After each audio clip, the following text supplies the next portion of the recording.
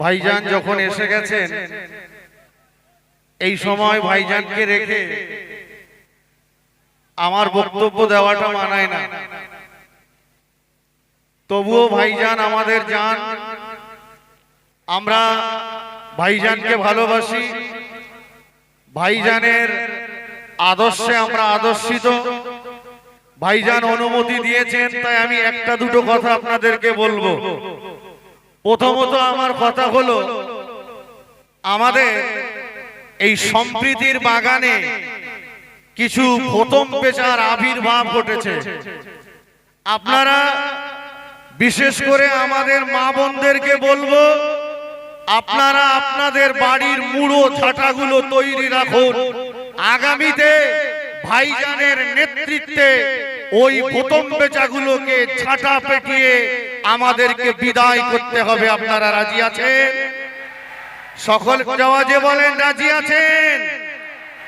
দ্বিতীয় নম্বরে আমি একটা কথা বলবো, মুজাদ্দিদুজ্জামান দাদা হুজুর পীর কেবলা রহমাতুল্লাহ আলাইহি, তিনি একজন স্বাধীনতা সংগ্রামী ছিলেন। এই দাদা হুজুর পীর কেবলা রহমাতুল্লাহ আলাইহি স্বাধীনতা আন্দোলনে বাংলার মুসলমানেরা মাথায় কাফন বেঁধে অংশগ্রহণ করে ইংরেজ সরকারকে যেমন 7 সমুদ্র 13 নদী পার করে ছেড়েছিল, সেই স্বাধীনতা সংগ্রামীর উত্তরসূরি আমার পাশে বসে রয়েছেন মুজাদ্দিদে জামানের আওলাদ, কুরাইশ বংশের খানদান, সেই ভাইজান হুজুরের নেতৃত্বে এ জামানার যারা ইংরেজের উত্তরসূরি দালাল, যারা এই সম্প্রীতির বাংলাটাকে ভাগ করার চেষ্টা করছে, আমরা আগামীতে প্রয়োজন হলে ভাইজানের নেতৃত্বে মাথায় কাফন বেঁধে তাদেরকেও ভারত ছাড়া করবো ইনশাআল্লাহ।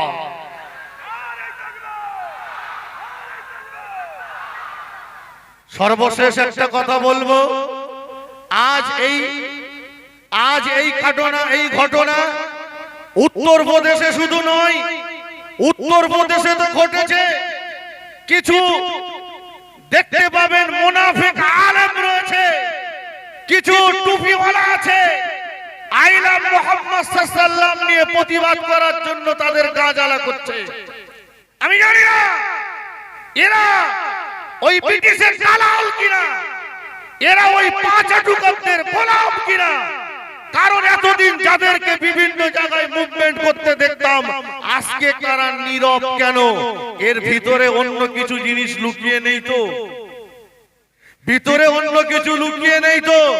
মনে রাখুন, রাসূল পাক সাল্লাল্লাহু আলাইহি ওয়াসাল্লামের বিরুদ্ধে যখনই মক্কার কুফারে কুরাইশরা গালিগালাজ করেছে, আল্লাহ পাক কোরআনের আয়াত নাযিল করে করে তার প্রতিবাদ করেছেন। তবুও রাসূল পাক সাল্লাল্লাহু আলাইহি ওয়াসাল্লাম একদিন মদিনার মসজিদে নববী শরীফে বড় আক্ষেপ করে বলছেন, ও আমার সাহাবীরা, তোমাদের ভিতরে কি এমন কেউ নেই যে মক্কার কাফেরেরা, বেঈমান বেদিনেরা আমি মুহাম্মদ সাল্লাল্লাহু আলাইহি ওয়াসাল্লাম আমার বিরুদ্ধে কটূক্তি করে, আমাকে গালিগালাজ করে, তোমাদের ভিতরে কি এমন কেউ নেই যে আমার গালের প্রতিবাদটুকু করবে? কিতাবে এসেছে হযরত হাসান বিন সাবিত রাদিয়াল্লাহু তাআলা আনহু উঠে দাঁড়িয়ে বলেছিলেন, ইয়া রাসূলুল্লাহ, আমি হাসান বিন সাবিত, আল্লাহ আমাকে যতদিন হায়াতে রেখেছেন আমি ওদের দেওয়া গালের প্রতিবাদ করব। আল্লাহ রাসূল সাল্লাল্লাহু আলাইহি ওয়াসাল্লাম বড় খুশি হয়ে হাসান বিন সাবিতকে বুকে জড়িয়ে ধরেছিলেন আর বলেছিলেন, হাসান, আমি রাসূলুল্লাহ দোয়া করছি, আল্লাহ পাক জিবরাইল আমিনকে দিয়ে তোমাকে সাহায্য করবে, তুমি ওদের প্রতিবাদ করে যাও। রাসূলুল্লাহ মসজিদে নববী শরীফে হাসান বিন সাবিতের জন্য আলাদা একটা মেম্বার করে দিয়েছিলেন। আজকে কোনটা সত্য কোনটা মিথ্যা সেটা জানে আব্বাস সিদ্দিকী ভাইজান কি বলছে, কি বলতে চাইছে, তার দাবি সত্য না মিথ্যা, এ সমাজের কিছু মানুষ, এ সমাজের কিছু টুপিওয়ালা, কিছু ভেদধারী নেতা তারা জানে, কিন্তু তারা প্রকাশ্য জনসমক্ষে স্বীকার করতে পারে না। কারণ এ চরিত্র আবু জেহেলের চরিত্র। আবু জেহেল জানতো মুহাম্মদ সাল্লাল্লাহু আলাইহি ওয়াসাল্লাম সত্য নবী, কোরআন সত্য বাণী, কিন্তু তার নেতৃত্ব চলে যাওয়ার জন্য যেমন সে সত্য জনসমক্ষে স্বীকার করতে পারেনি, আজকে এরাও জানে আব্বাস সিদ্দিকী ভাইজান যেটা বলছে এটা হকের কথা বলছে, ইনসাফের কথা বলছে, ন্যায়ের কথা বলছে। কিন্তু এরা এদের গদি বজায় রাখার জন্য, এদের নেতৃত্বকে বজায় রাখার জন্য সত্যকেও জনসমক্ষে স্বীকার করতে পারে না। এই সমস্ত মুনাফিক গাদ্দারদেরকে চিনে রাখুন। বিশেষ করে বর্তমান সময়ে সিং নামীয় এক ব্যক্তি বার হয়েছে, পুরো নামটা তার নিতে চাই না, কোরআনের বিরুদ্ধে আল্লাহর বিরুদ্ধে কথা বলছে। আমি বলতে চাইছি ওই সিংকে আপনি তৈরি থাকুন, তৈরি হন। আমাদের মা বোনদের গোয়াল ঘরের ছাটা প্রস্তুত রয়েছে, আগামী 26-এ তোমাকে ছাটা পাড়াই করে বিদায় করে দেবে ইনশাআল্লাহ। বক্তব্য আমি আর দীর্ঘায়িত করব না, যেহেতু ভাইজান হুজুর রয়েছেন।